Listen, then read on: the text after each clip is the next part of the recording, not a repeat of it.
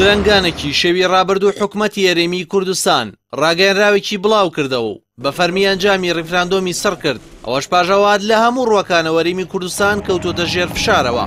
ڕاگەیەنراوەکەی حکومەت زۆر بەڕوونی دان بە دەستوری عێراق دەنێت و پێشنیاری ئەوە دەکات ئەنجامی ڕیفراندۆم سەر بکرێت و لەسەر بنەمای دەستور گفتوگۆی کراوە بکرێت.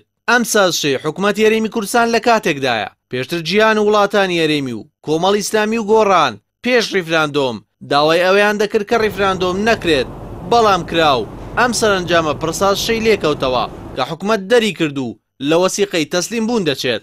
بەڵام ئەوەی جێگەی پرسیارە ڕاگەیەنراوەکەی حکومەت بۆچی لە نیوە شەودا دەرکراو؟ ئایا تەمسیلی هەموو حکومەت دەکات؟ بەڕای چاودێران ڕاگەیاندنی ئەو ڕاگەیەنراوە لە درەنگانێکی شەودا هاوکات بوو لەگەڵ کۆکردنەوەی هێزێکی بێشماری عێراقی لەسەر سنوورەکانی زۆنی زەرد ئەگەری هێرشی بەرفراوانە بوو بۆ سەرسەنگەرەکانی پێشمەرگە لەو زۆنە. بۆیە بۆ خاوکردنەوەی ئەو فشارە ڕاگەیەنراوەکە دەرکرا. ئەمە جگەلەوەی نێچیروان بارزانی ویستی فشاری نێودەوڵەتی و هەرێمیەکان لەسەر زۆنی زەرد کەم بکاتەوە.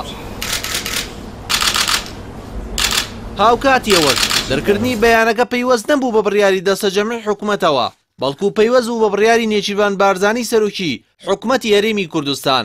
بەڵام ئەوەی جێگەی سەرسوڕمانە ئەوەیە ئەو حیزبانەی لەگەڵ پارتی ڕیفراندۆمیان کردو بەردەوام دەیانوت پاشگەز نابنەوە تۆ بڵێی تاشەن ئاگایان لەم ڕاگەیەنراوە هەبێت. لەگەڵ ئەوەش ئەم ڕاگەیەنراوەی نێچیروان بارزانی دەری کردووە، واتای ئەوەیە مەسعود بارزانی دەسەڵاتەکانی بە شێوەی ڕانەگەیەنراو داوەتە دەست برازاکەی و ئەوەش پێشبینی ئەوەی لێ دەکرێت دەست لە کارکێشانەوەی بارزانی بەدوادابێت لە ئایندەیەکی نزیکدا. چاودێرانی سیاسی جەخت لەسەرەوە دەکەنەوە لە دوای شکستەکەی کەرکووکەوە دەبوو بۆ بەرژەوەندی هاوڵاتیانی کورد دەسەڵاتدارانی هەرێم سازش بکەن. بەڵام ئێستا ئەوانەی و کاری شکستن هەر ئەوانن یاری بە چارنووسی میلەتێک دەکەن و هێشتاش ئامادە نین باری لاری حکومەت و دەسەڵاتداری ڕاست بکەنەوە و دان بە شکست و هەڵەکانیاندا بنێن. بەڵام ئێستا بەرەیەکی بەهێز لە دەرەوەی دەسەڵات دروست بووە و جەخت لەسەرەوە دەکاتەوە. ئەوان چیتر مافی ئەوەیان نییە بە ناوی کوردەوە بڕیاری سەرەتا و کۆتایی بدەن.